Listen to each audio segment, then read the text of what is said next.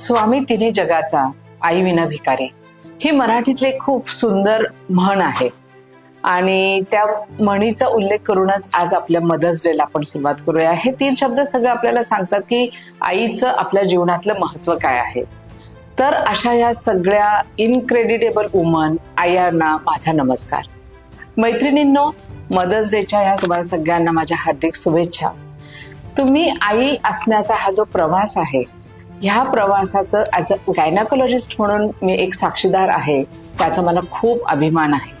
अगदी ते छोटंसं बाळ की ज्या बाळाच्या हृदयाचे ठोके सुरू होतात तिथपासनं हा प्रवास मी बघते.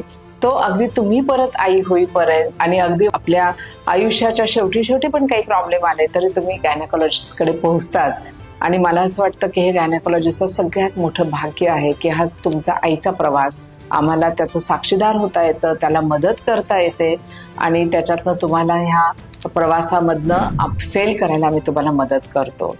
तर आता आई म्हणजे काही फक्त जन्म देणं नाही आहे. तर आई जेव्हा जन्म दिल्याबरोबरच आई त्या बाळाचं जोपासना करते, त्याला वाढवते, आपल्या स्वतःच्या दुधावर त्याचं पहिले 6 महिने पूर्णपणे त्याला वाढवते, त्याला सांभाळते, कधी त्याचा राग पण करते, पण तेवढाच त्याच्यासाठी त्याग पण करते. ही आई तुमची मेंटॉर असते, शिक्षक असते, तुमची गुरु असते आणि तुमची मैत्रीण असते आणि काही वेळा तर तुमचं सर्व काही आईच असते. आई म्हणजे एक त्यागाचं स्वरूप आहे.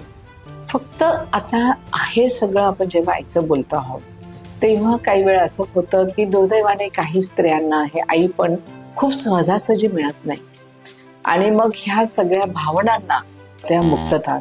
आणि त्याच्यामध्ये असं होतं की सोशल प्रेशर, फॅमिलीचं प्रेशर, तुमची स्वतःची इच्छा, ह्या सगळ्या गोष्टींमुळे ही स्त्री खूप एका प्रचंड वेदनांमधनं जात असते.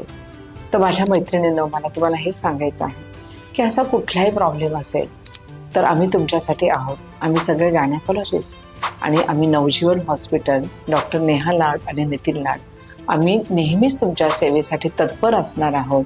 कुठल्याही तुमच्या समस्यांसाठी तुम्ही आम्हाला कॉन्टॅक्ट करा, आम्हाला संपर्क साधा.